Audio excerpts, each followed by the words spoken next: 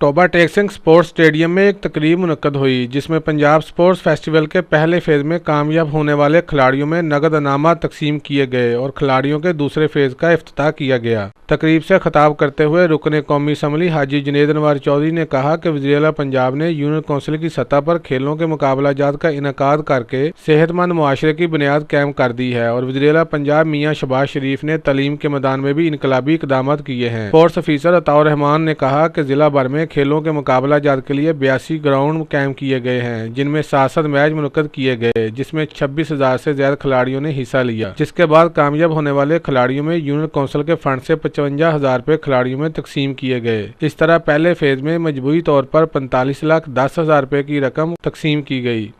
इस मौका पर मेंबर सूबाई असम्बली मियां मोहम्मद रफीक, कर्नल अयूब खान गादी,